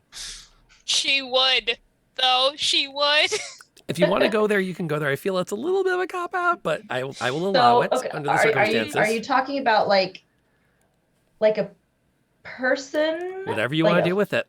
It just said the question literally just says, what terrible loss did this character suffer? So you have the opportunity now to kind of like assign some trauma to dear Agnes. That's a lot of power. Do it. Do it. Let's see.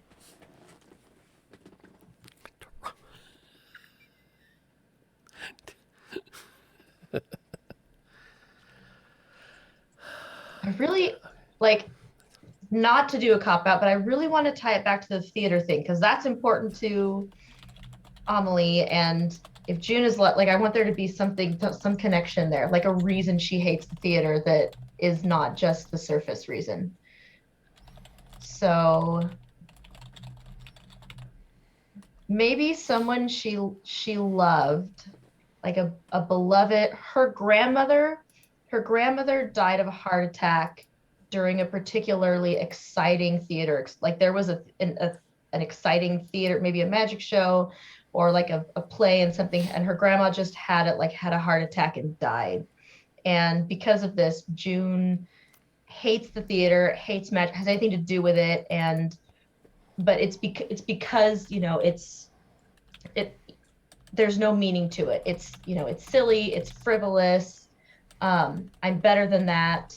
And because that's so important to Amelie, she's like, it's really sad that you allowed that trauma has made you hate everything to do with this thing that is very important to me and I love.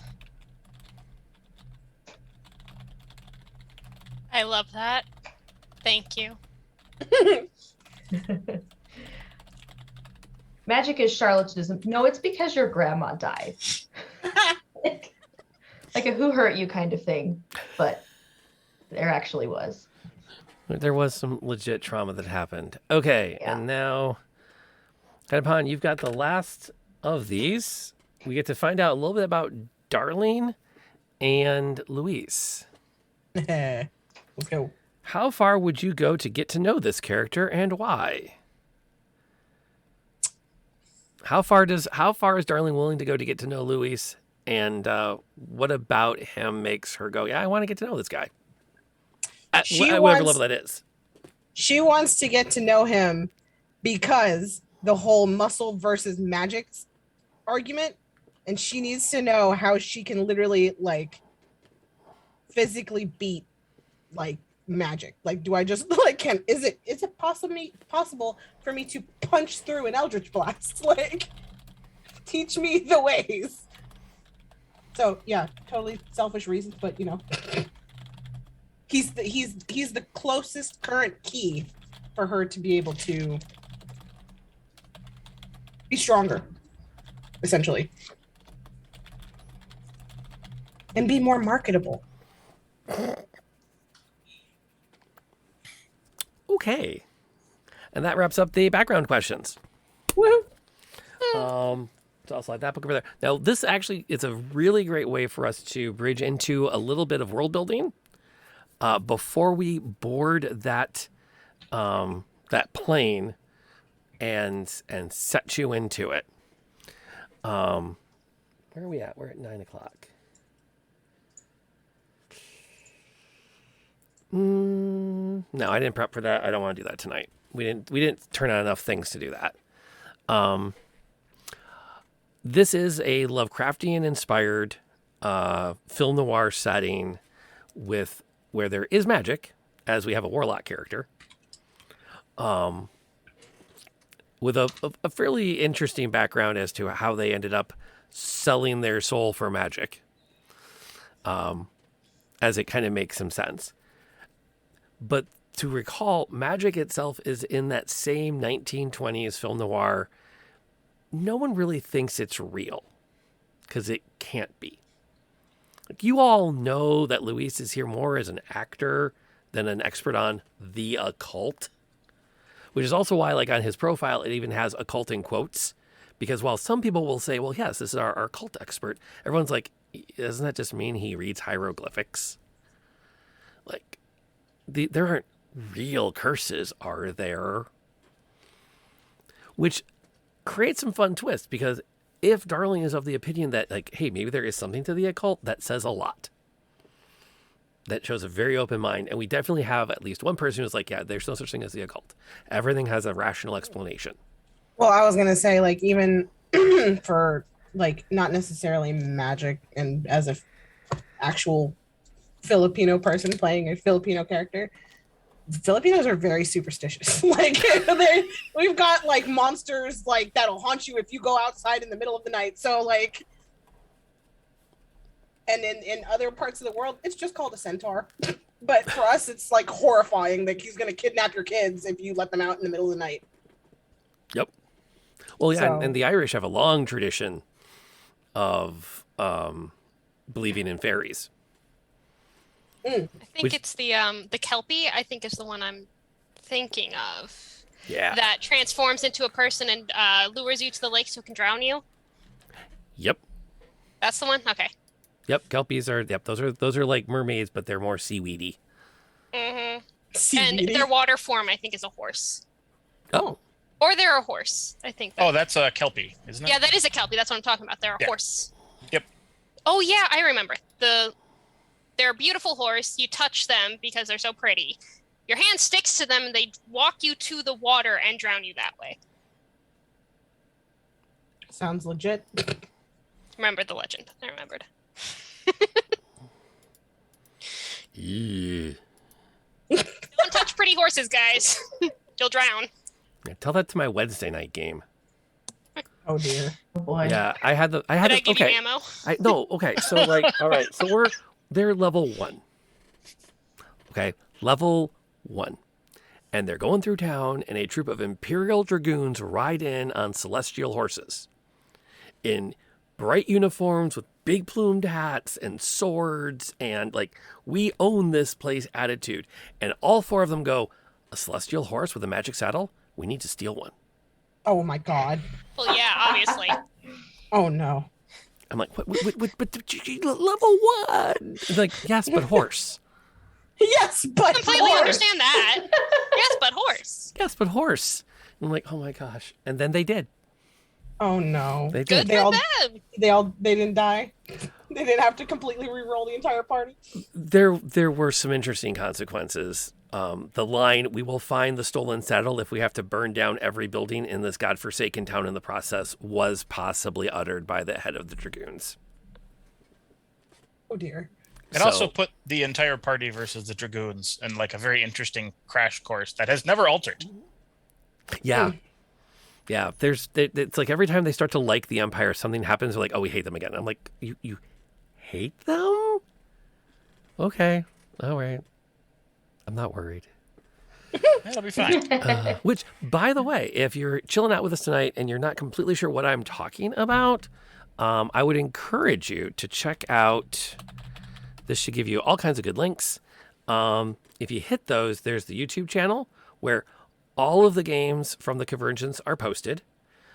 You can also hop over to the Patreon where all of the games are slowly being rolled out in podcast form, and Patreons get early access. You get them as soon as I'm done mastering them. Everybody else has to wait about a week. So that's another way you can get it and follow up on those. And if you search on a podcast platform for Lantern Noir Presents, you will also get the entire catalog of episodes for the Convergence, for Waterdeep Dragon Heist, for The Bitter Victory, and starting next week, Ravenloft 1921 on that podcast platform of choice. But you do have to wait because I do, as a thank you to the Patreons, give them first crack at it. So there'll be about a week delay once we get caught up on the back catalog. I had about 2 months worth of podcasts I mastered and posted. I take that back. 6 months worth of podcasts, but they took 2 months to roll out one per day to get us caught up. That was my midwinter break, was just downloading videos and crunching out MP3s. Oh boy. It was not the midwinter break I had planned. Oh no. But it's there now, and it's ready to rock and roll. Speaking of, I do think we are in a position to lay some foundation. The game was originally called Ravenloft 1918 because I loved the sound of it. And I was talking to Mrs. Noir, and I was like, here's what we're going to do. And there's going to be a plane, and they're going to get on. She's like, well, were there planes in 1918? And I said, yes, there were. And then I looked. And I researched. I pulled up the good old Google. Okay, but would Could have been a anybody steamboat. have argued with you? Because I definitely wouldn't have. Yeah, it could have been a steamboat. Yeah. So that kind of like it turns out passenger air travel really didn't start to get moving until you turn into the 20s. Alternate timeline. That's the rebrand to Ravenloft 1921. The expedition is chartering 2 aircraft to take them to Cairo. You board it. All 4 of you will board in London. You've had a chance to get to know each other. You've seen the London sights. You've imbibed your fair share of alcohol from throughout the United Kingdom. As we are well into the 20s, there definitely is a strong belief that anything that is found in Egypt must be returned if it is of value to the Royal Museum in London, as that's what you do with things found within the British Empire. And you've all reconciled yourself to this on some level. Maybe there's a little bit of a, well, I'll scroll this away and maybe slip it off to somebody in Cairo if I get a chance. Or a little bit of a, well, they're paying me to do it. I don't really care where it lands. As long as they just don't eat the mummies or something weird like that. Like we used to do. That's why we have so few mummies now. Yeah. Mm-mm. We ate them all. Mm-mm. She ain't lying. Mm-mm. Yeah, the Victorians were gross. It was supposed to be good for your skin. There was a makeup called Mummy Brown. The same way It's an that some eyeshadow, I people think. or like the vampires say that it all started with somebody bathing in blood to hold their youth. No thanks, I'm okay. Youth ain't worth it. It's not worth it. Trust me. If I can't smell it, I can't imbibe it. Nope. It's not going down the hatch whatsoever. The flight to Amsterdam, uneventful. Planes are refueled, things are resupplied. A few more members join the company. One very sharply dressed German woman clams on, interacts with you briefly at the airport before she boards the other plane. The flight, on the other hand, from Amsterdam to Bucharest is where things start to get interesting. And your planes are going to find themselves losing sight of each other in the skies. Oh, no. The clouds begin to thicken. The wind will begin to buffet the plane. If any of you had a religion before this, it's either going to be much more strong or much less. It depends on the way you go with it. But eventually the plane will crash. Dun, dun, dun. The good news is 5 of you have survived. On a random mountainside somewhere in Eastern Europe. The first question is, who's the 5th survivor?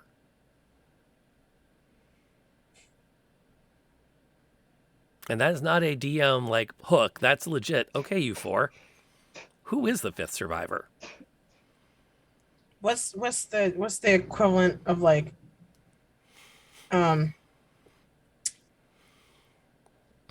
our cartographer, but like our cartographer is naturally good with lay of land, I think.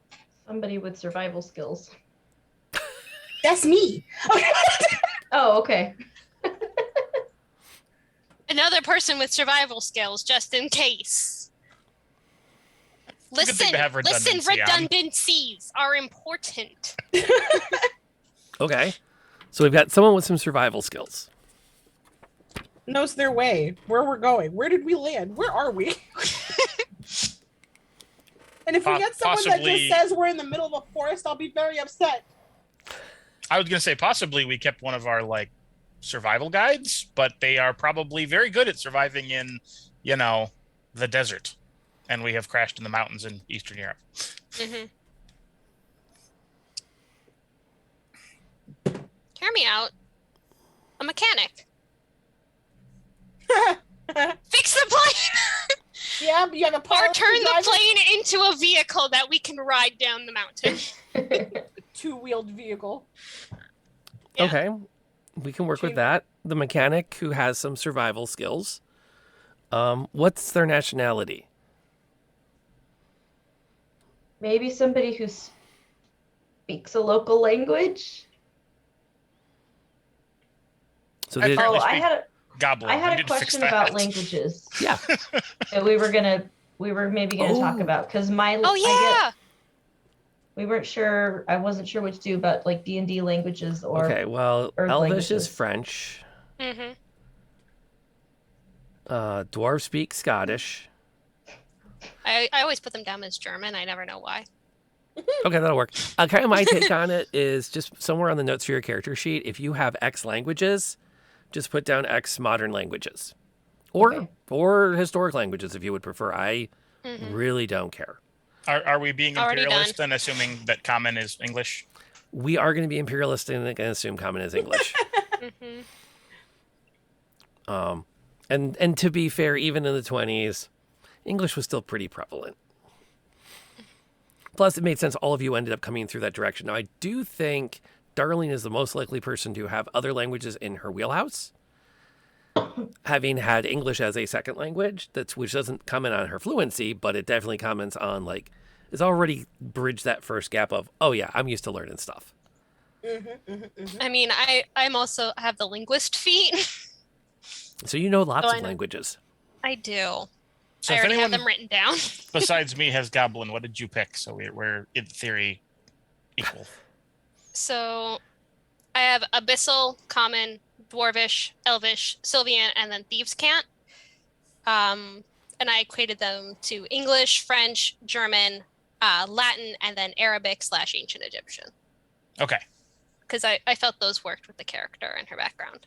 Now, are you keeping Thieves' Cant? I use it more as like how she takes her notes. Because I'm a rogue, and so that's how I kind of have it. So somewhere in your studies, you picked up all those little like half phrases that people use that mean totally different things, and that's how you take your notes. Shorthand.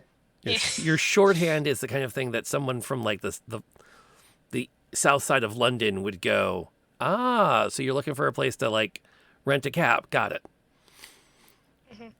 Even though you said something like, I need to pick up my sister at the wheel. Yeah. Or like, oh gosh, what did they say? I need to see a man about a dog. Yeah. So we're in Barney.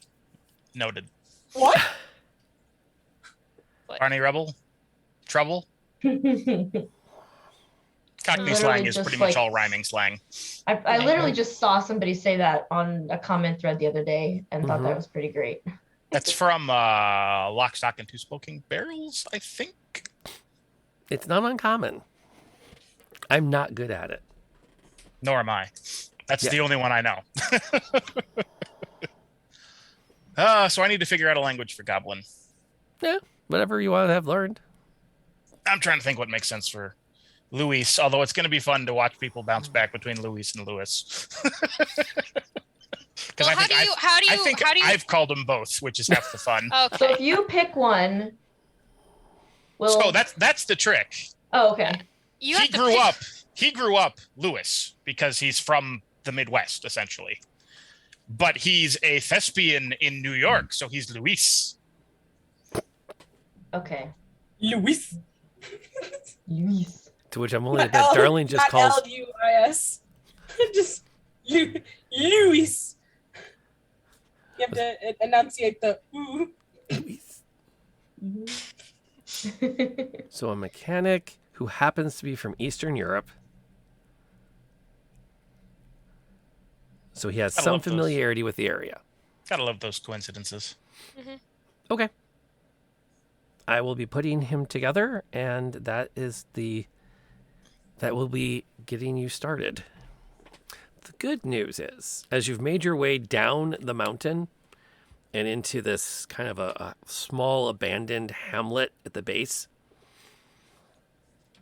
you do find a cold, dark manor house that you can take shelter in. At least till you figure out a plan. And as you step up to the castle, we will start next week. Woo! Sounds like a great plan of action. Mm-hmm. Nothing ever goes wrong in dark Eastern European manor houses. Not a bit. Okay, guys, look at my journal for this campaign. We'll be fine. I've got it. I've got it. It's fine. All right, you've got it covered. Pew pew. Do you though? Yeah, it's fine. I mean, he does end up dead, so I guess that's par for the course for us. Spoilers. He also lets several children die, so one in particular. Spoilers. Brings them into space.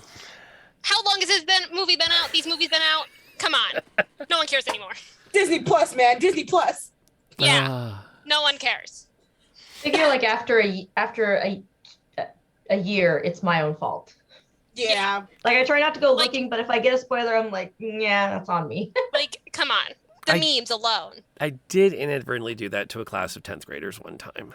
Good. I was talking about proofs, and I said, well, you know, it's like you're trying to make an argument. Like, say your teacher says that you have to prove the primary theme of Mice and Men is that man is basically screwed by his circumstances. We all knew Lenny was going to die at the end of the book.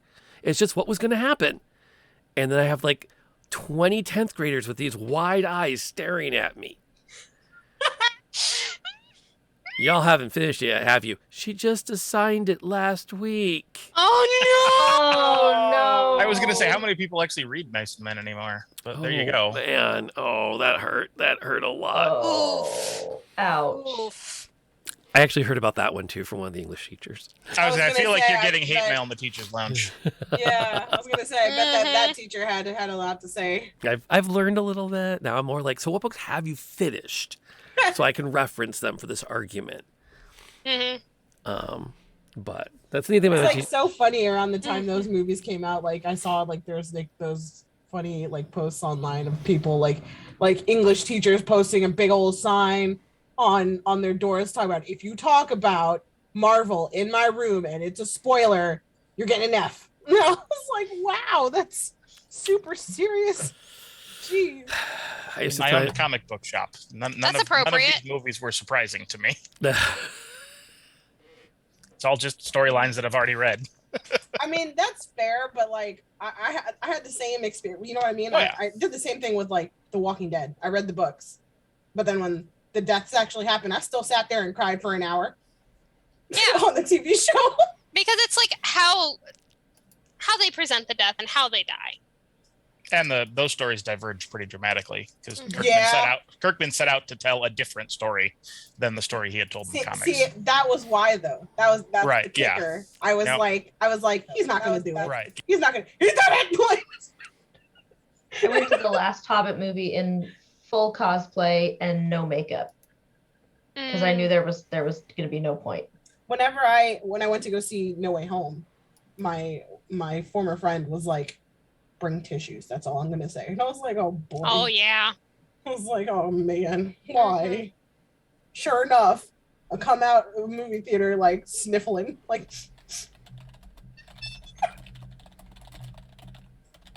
But yeah. Yeah, no, you know, idea how this is gonna start out. Dun dun dun. It'll be fine. Just gonna spend the night in the castle. What could fine. go wrong? We'll be fine. What could It's go gonna be wrong? great. Okay, so we've got the backgrounds. I'm also going to be adding to the character scroll below me over the next couple of days, 2 characters at a time with some of the snippets that we came up with, just to again help kind of flesh things out for people that are just joining us. I would encourage the 4 of you to also, as things happen that you think deserve a character card, let me know, and I'll add it onto another card in the scroll. The biggest thing I bump into with this as a streamer is just forgetting to go update some of this stuff. So we could get 3 months in and it still has all your initial stuff, and we've had some really great memories that you think better define the characters. And that, I think, is kind of all I wanted to get done tonight. I think we got the rules covered. We've got our background stuff. I think we're kind of ready to say goodnight and ship everybody over to hang out with somebody else for a little while. As far as we go. And so to that end, I'm going to start that process. My dear friend Pond is actually streaming right now. She was on yesterday morning in our international pirate game, where we have someone in Queensland, one in Scotland, one in England, one in Brooklyn, one in Maine, and one in Michigan. Good gravy. Yeah, it's really funny because Pond and I are just waking up for Saturday, and Les is just going to bed on Saturday when we sit down to play. That's hilarious. Because she's the one in Queensland, which is really fun. Yeah, my games aren't that like literally. There's two play me and boyfriend who are right over there, and then literally all three of the other players are over in the UK. So like we start at like the start of the night at like 6, but for them it's already well into the night. It's like 10, 11. Yep. And it's like, sorry, we're keeping you up till 2. That's how it rolls. Time zones. So on that note, we're going to say goodnight to everybody. We're going to thank you for coming over and hanging out with us while we had our Session 0 stuff. Next week, we get to start rolling some dice and fighting ghosts or whatever else lurks inside the house. I was going to say, did you just spoil it for us? Ghosts aren't real. Whatever else they find in the House of Laments. How do I punch through a ghost? Very carefully. They're not real. We're clearly hallucinating. Until next week, stay safe. Bye. So long, everybody.